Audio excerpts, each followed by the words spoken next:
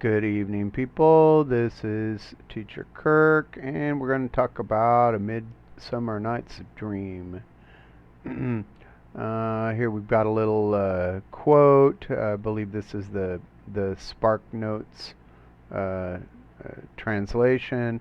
The course of true love never did run smooth, which is actually something that Lysander says in the first act. So let's see what we've got here. We've got a little description of the main themes of the play, um, love, and how people fall in and out of it. Are we in control of our destinies? And the juxtaposition between the real world and the dream world, or in other words, the daylight world and the nighttime world. Uh, Here's a really nice um, summary of the plot.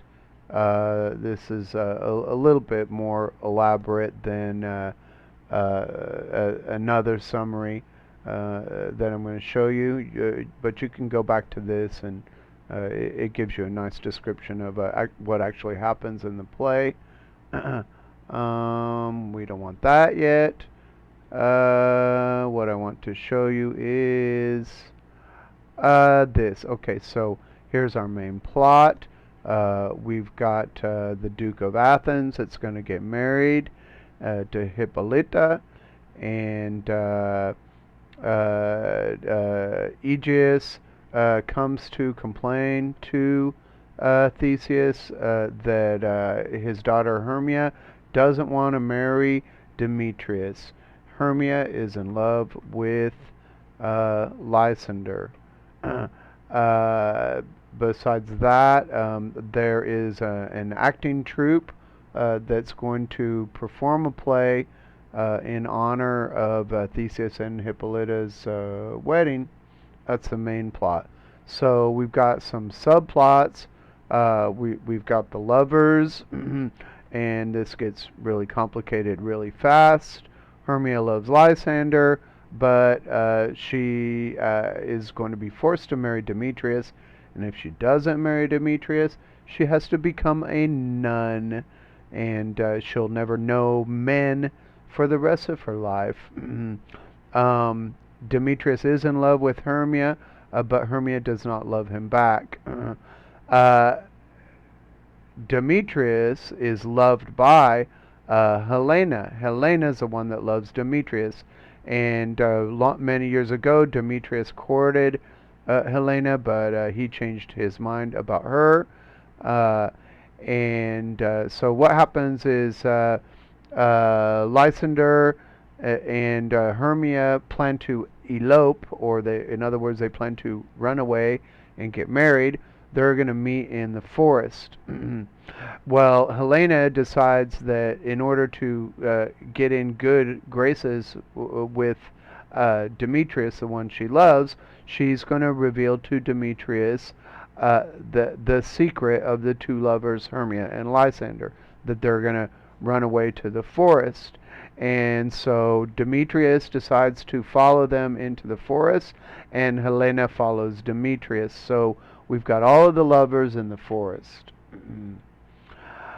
And the other subplot would be that of the fairies, and we've got Oberon, the king of the fairies, who has a dispute with his wife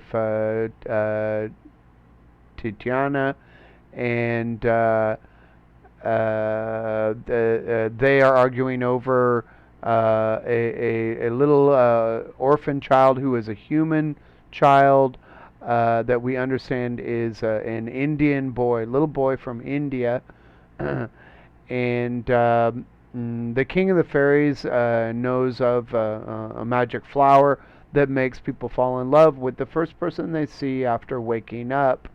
And so you put the juice of the flower in someone's eyes while they're asleep, and then when they wake up, they fall in love with the first person they see. So he's got his fairy servant Puck, who's sort of a joker, a trickster, He likes to play tricks on people, and he's going to go find the flower, and he's supposed to use it on Titiana. And then uh, things get mixed up really quickly because Puck doesn't use the love juice on the right people, and a lot of mayhem or chaos ensues. In other words, things get crazy really fast. What's our other subplot? Well, we've got the acting troupe, and these are basically a bunch of knuckleheads. They appear to be drunken when they are rehearsing for the play, which they're supposed to perform for Theseus and Hippolyta's wedding. Uh, and all three groups are in the woods at the same time, and they are surrounded by the fairies that are basically circling them. So let's go to the script. And in our first scene, we've got Theseus and Hippolyta. And Theseus says, our wedding day is almost here, my beautiful Hippolyta. We'll be getting married in 4 days. Ah, uh, no, you'll see 4 days will quickly turn into 4 nights, and since we dream at night, the time passes quickly then. Theseus, when he conquered her, he's referring to, I wooed you with violence using my sword, and got you to fall in love with me by injuring you. I think there's some sexual innuendo there. We're going to meet some of the other characters.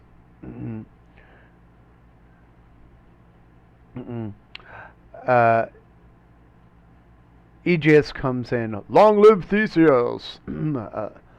Thank you, good Aegeus. What's new with you? I'm here full of anger to complain about my daughter Hermia. Step forward, Demetrius. My lord, this man Demetrius has my permission to marry her. Step forward, Lysander. But this other man, Lysander, has cast a magic spell over my child's heart. You Lysander, you've given her poems and exchanged tokens of love with my daughter.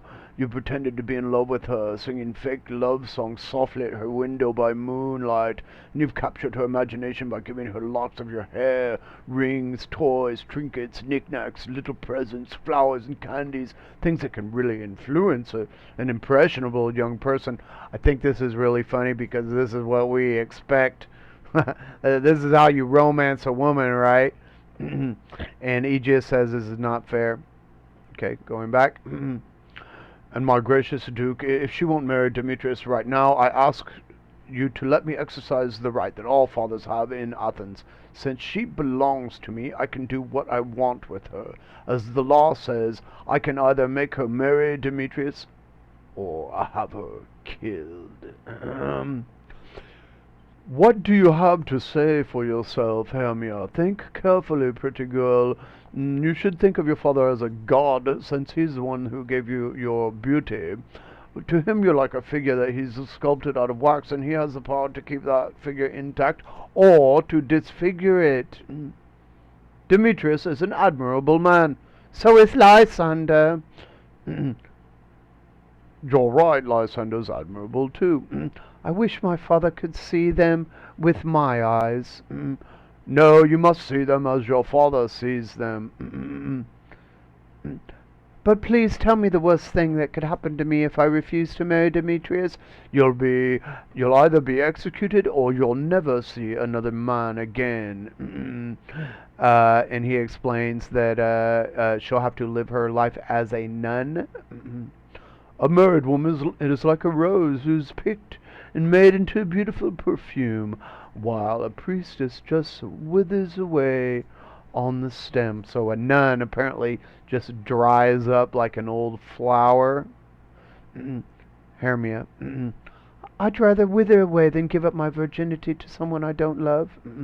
take some time to think about this. By the time of the next new moon, the day when Hippolyta and I will be married, be ready either to be executed for disobeying your father, to marry Demetrius as your father wishes, or to take a vow to spend the rest of your life as a virgin priestess of the moon goddess.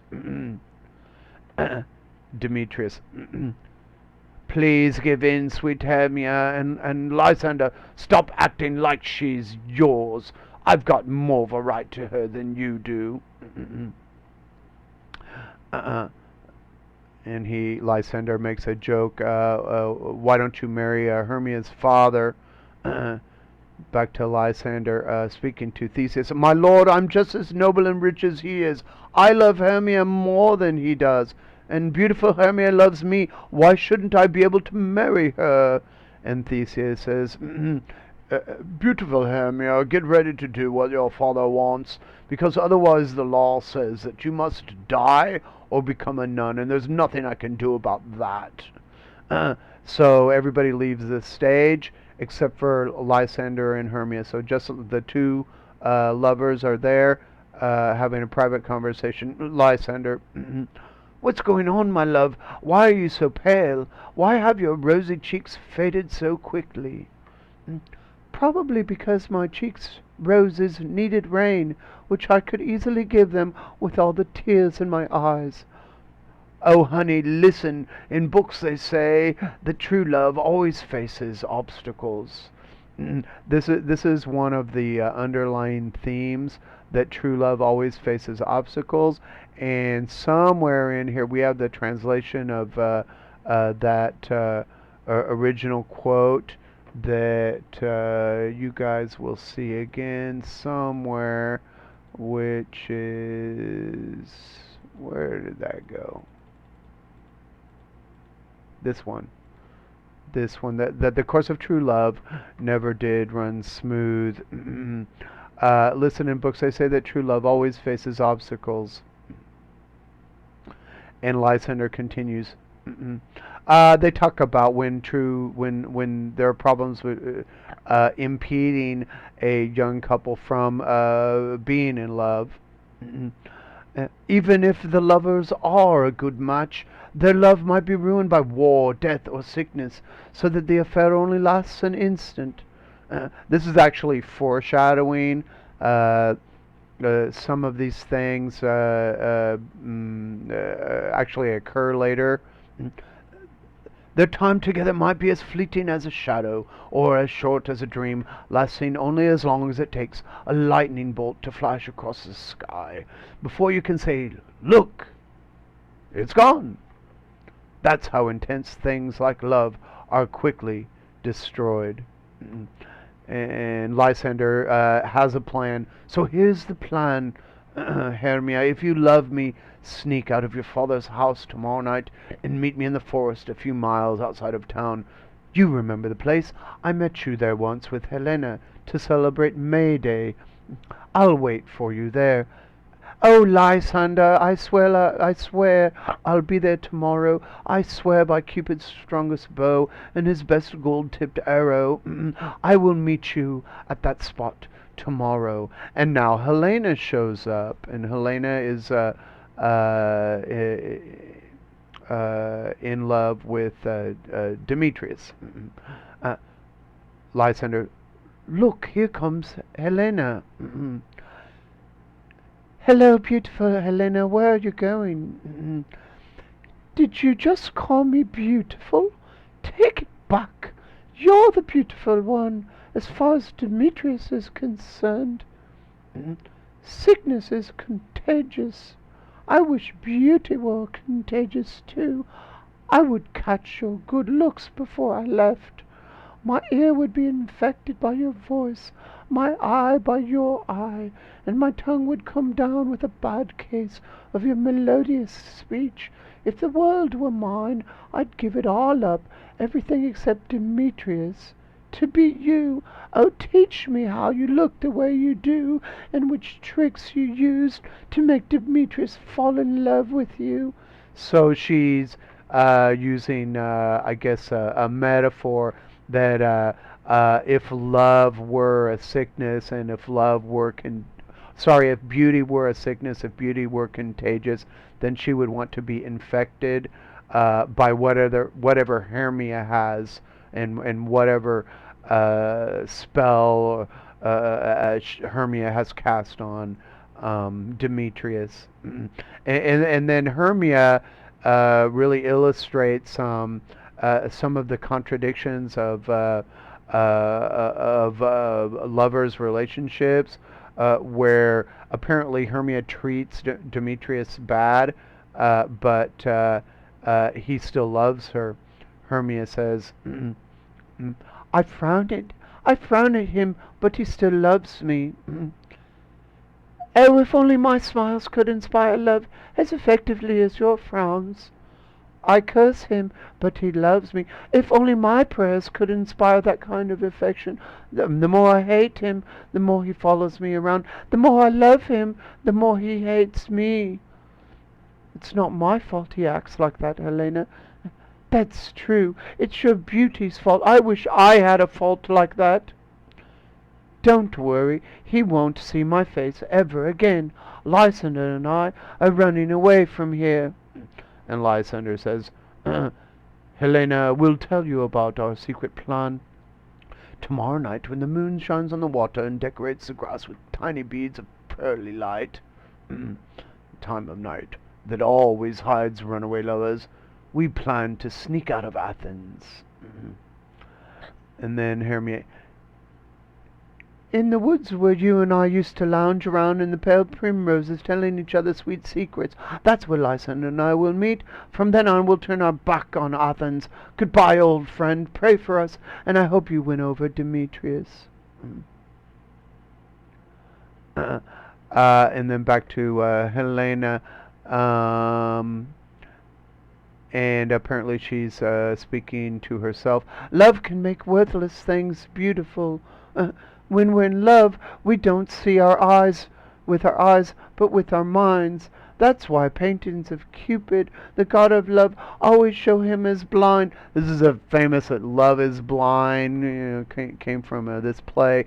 And love doesn't have good judgment either.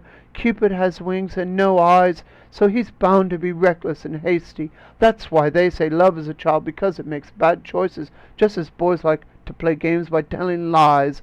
Cupid breaks his promises all the time. I'll go tell Demetrius that Hermia is running away tomorrow night. He'll run after her.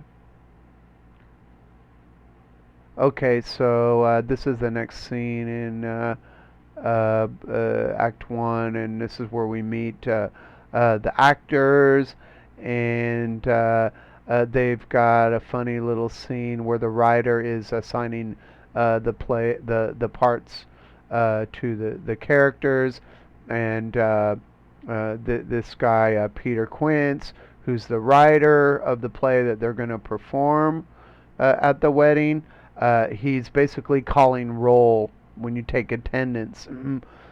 Is everyone here? You should call their names generally one person at a time, in the order in which the names appear on this piece of paper. So Bottom is very confident and very cocky. This is a list of names of all the men in Athens who are good enough to act in the play we're going to perform for the Duke and Duchess on their wedding night. First, Peter Quince, tell us what the play is about, then read the names of the actors, and then shut up. All right. Our play is called A Very Tragic Comedy About the Horrible Deaths of Pyramus and Thisbe. So he begins to call roll, and he begins to assign parts, and Bottom considers himself a very good actor, and he's very dramatic, extremely dramatic, to the point of absurdity. And each time Bottom imagines how he would act the part. I'll have to cry to make my performance believable. And as soon as I start crying, oh boy, the audience had better watch out, because they'll start crying too. I'll make tears pour out of their eyes like rainstorms. I could do a great job with Hercules. Like this, listen. The raging rocks and shivering shocks will break the locks of prison gates, and the sun god's car will shine from far away and make and mar foolish fate. Oh, that was truly inspired. Quince continues assigning the parts. Here's a guy, flute. Who's Thisbe? He's going to be Thisbe. Who's Thisbe? A knight on a quest? Sounds something very noble, something very royal. Thisbe is a lady Pyramus is in love with, so Flute has to play a woman. No, come on, don't make me play a woman. I'm growing a beard. That doesn't matter. You'll wear a mask, and you can make your voice as high as you want to. And Bottom always has an idea. In that case, if I can wear a mask, let me play Thisbe too. He's going to take on all the parts.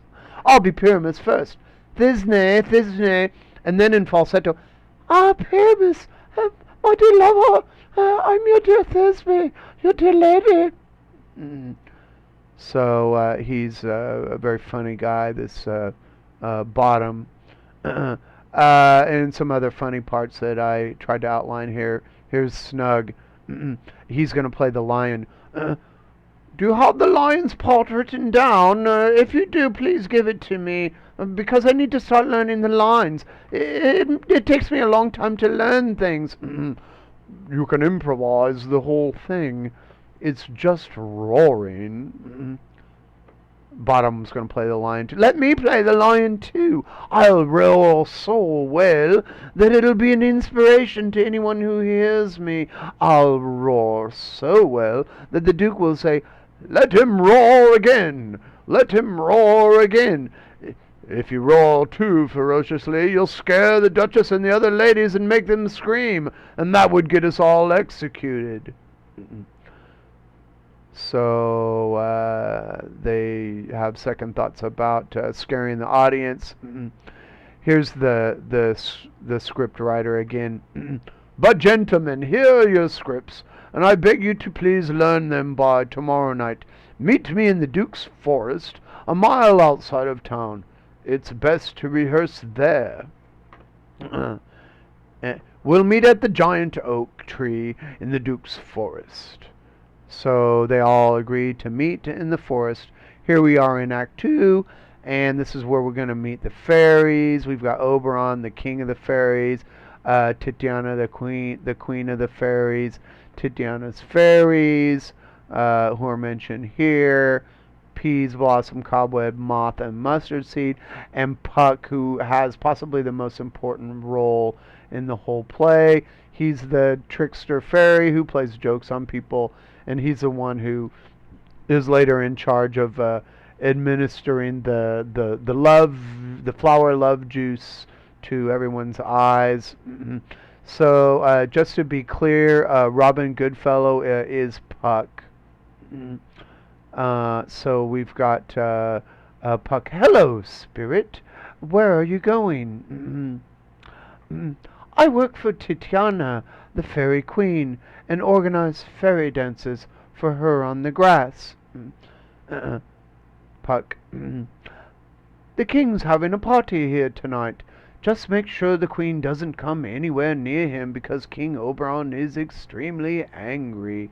He's furious because she stole an adorable boy from an Indian king. She's never kidnapped such a darling human child before, and Oberon's jealous. He wants the child for himself, to accompany him on his wanderings through the wild forests. But the queen refuses to hand the boy over to Oberon. Instead, she puts flowers in the boy's hair and makes a fuss over him. And now Oberon and Titiana refuse to speak to each other. So Oberon and Titiana are having a fight over this little boy that they want to adopt. And here's the fairy. Unless I'm mistaken, you're that mischievous and naughty spirit named Robin Goodfellow. Aren't you the one who goes around scaring the maidens in the village, stealing the cream from the top of the milk, and frustrating housewives by keeping their milk from turning into butter? Some different tricks that he plays are described here. That's you, right? What you say is true.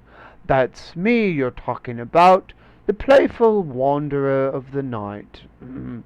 uh, these are some of the different jokes that he plays. He turns into a female horse. He disguises himself as an apple. And this is a funny one. Sometimes a wise old woman with a sad story tries to sit down on me, thinking I'm a three-legged stool. But I slip from underneath her, and she falls down crying, "Ow, my butt!" and starts coughing. And then everyone laughs and has fun. But step aside, fairy. Here comes Oberon. And here's my mistress Titiana. I wish he'd go away, referring to Oberon because Oberon and Titiana are fighting. How not nice to see you, Titiana. What are you, jealous, Oberon? Fairies, let's get out of here. I've sworn I'll never sleep with him or talk to him again. The only reason you left India was to come here and see that butch Amazon, Hippolyta. She was your boot-wearing mistress and your warrior lover, and now that she's getting married to Theseus, you've come to celebrate their marriage.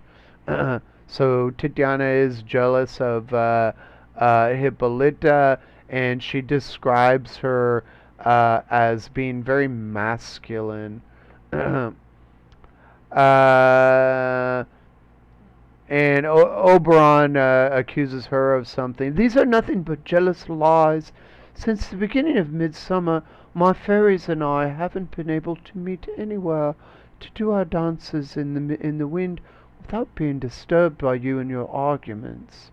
As a consequence of this bad weather and these bad moods, the seasons have started to change. Cold frosts spread over the red roses, and the icy winter wears a crown of sweet summer flowers as some sick joke. Spring, summer, fertile autumn, and angry winter have all changed places, and now the confused world doesn't know which is which, and this is all because of our argument. We are responsible for this. So, um, uh, what's happening here is she's suggesting that um, that the weather has changed for the worse uh, because of the conflict between Tatiana and Oberon. As they are fighting, it affects the weather of the world around them. And Oberon replies to her, "Do something about it, then. All I'm asking for is to have that little human boy as part of my crew." "Get over it. I won't give up this child for all of Fairyland. His mother was one of my worshippers. She died giving birth to that boy, and for her sake I'm raising him and will not give him up." "Give me that boy, and I'll come with you." "Not for your entire fairy kingdom. Come, fairies, let's go." So Tatiana and her fairies leave the stage. And Oberon calls to Puck, "My dear Puck, come here. I saw Cupid flying. He took an aim at a beautiful young virgin. I paid attention to where Cupid's arrow fell. It fell on a little western flower. Young girls call it love and idleness. That's the name of the flower. Bring me that flower. I showed it to you once. If its juice is put on someone's eyelids while they're asleep, that person will fall in love with the next living creature he or she sees. When I have the juice of that flower, uh, sorry, and Puck leaves the stage. When I have the juice of that flower, I'll trickle some drops of it on Tatiana's eyes while she's sleeping. She'll fall madly in love with the first thing she sees when she wakes up, even if it's a lion, a bear, a wolf, a bull, a monkey, or an ape. And so then we've got Demetrius, who enters the scene, followed by Helena. Remember that they are following Lysander and Hermia into the woods. But Helena is following Demetrius. She's in love with him. And Demetrius does not return her affection. So stop following me around. Where are Lysander and beautiful Hermia? Lysander, I want to stop, but Hermia stops my heart from beating. You told me they escaped into this forest. Did I ask you to follow you? Don't I tell you in the clearest terms that I do not and cannot love you? Yes, but that makes me love you even more. uh, I would even, you can even treat me like a dog, she says. Yet I would consider it an honor to be your dog. So that's going pretty low when somebody loves somebody that much that they would be their dog. Don't push it. Just looking at you makes me sick. And I get sick when I can't look at you. Helena goes on. Because I can see your shining face, it doesn't feel like nighttime to me. This forest doesn't seem deserted when you're here, because you are all the world to me. Leave me alone, or if you follow me, you'd better understand that I'll do something bad to you in the forest. Pretty heavy threat there. So Demetrius leaves, and Helena has one more line. It would be heavenly to be killed by someone I love so much. Even if Demetrius does something terrible to her in the forest, she'll be happy because at least it was done to her by the one that she loves. And of course, Oberon is the fairy king. Um, Goodbye, nymph. Before he leaves this part of the forest, you'll change places. You'll be the one running away, and he'll be in love with you. So Oberon has the idea that he's going to use the love juice on those two. Puck is back, and Oberon asks him, "Do you have the flower? Welcome, traveler." "Yes, here it is." "Please give it to me. I know a place where wild thyme blooms. Titiana sleeps there sometimes at night, lulled to sleep among the flowers by dances and other delights. I'll put the juice of this flower on Titiana's eyes and fill her with horrible delusions and desires. You take some of it too, and look around in this part of the forest. A sweet Athenian lady is in love with a young man who wants nothing to do with her." So he's referring to Helena and Demetrius. "Put some of this flower's juice on his eyes, and make sure to do it in such a way that the next thing he sees will be the lady. Don't worry, sir, I'm at your service." And they all leave the stage. Next scene in this act, Act 2, and it's Titiana with the fairies. "Come, dance in a circle and sing a fairy song, and then go off for a while to do your work." So the fairies have some little songs here that have all been translated. I'm sure if you look up the original text, you're going to see that they're much more lyrical, much more musical. Um,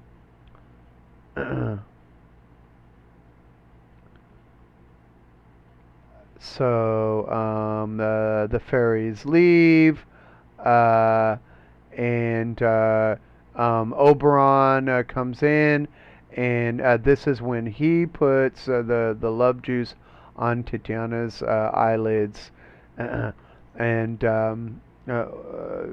I guess you could say that this is a spell. Whatever you see when you wake up, think of it as your true love. Love him and yearn for him, even if he's a cat. Sorry, a lynx, a cat, a bear, a leopard, or a wild boar. So this is foreshadowing because if you don't know already, Titiana is going to see something very strange when she wakes up. The Fairy King exits, and now we've got the original lovers, Lysander and Hermia. And they're here planning to lie down to take a nap. My love, you look like you're about to faint from wandering in the woods for so long, and to tell you the truth, I've gotten us lost. I'm going to rest my head on this little slope. We can both sleep together on the grass. We'll have one heart, one bed, two bodies, and one faithful vow. So Hermia thinks that he wants to get too close. Please sleep a little farther away. Please, darling, sleep a little farther away so we can behave properly. It's only proper for a well-behaved bachelor and a well-behaved girl to be physically separated like this. Stay away for now, and good night, my sweet friend. I hope your love for me remains this strong for your entire life. And so they go to sleep, and here comes Puck. I've been through the entire forest, but I haven't found any Athenian man to use the flower on. And so he finds Lysander, puts the flower juice on Lysander's eyelids, and then he leaves the scene, and we see Demetrius and Helena, and Helena is chasing Demetrius. Stop, Demetrius! Stop, even though if only to kill me. I'm telling you, get out of here and don't follow me around like this. Uh, um, so they find Lysander and Hermia. um, but who's this here? Lysander on the ground. Helena finds Lysander. Is he dead or sleeping? I don't see any blood or injuries. Lysander, if you're alive, wake up. Lysander waking up and immediately falls in love with Helena. I'd even run through wildfire if you told me to, radiant, beautiful Helena. uh, and Helena says, Hermia still loves you, so be happy. Happy with Hermia? No, I regret all the boring time I wasted on her. I don't love Hermia, I love Helena.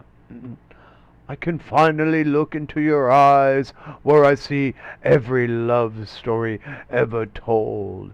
So very dramatic there, and very exaggerated on the part of Shakespeare. So going on with my summary. Um, Hermia's here. She has woken up too. Uh, uh, help me, Lysander, help me. Get this snake off my chest. So she had a dream Oh my God, what a terrible dream I just had. Lysander, look how I'm shaking from fear. I thought a snake was eating my heart while you sat smiling and watching. Lysander? What? Is he gone? Lysander, my lord. Nothing? Then I guess you're nowhere nearby. I'll find you or die right away. So that's the end of Act 2. Hopefully my fake accents didn't drive you crazy.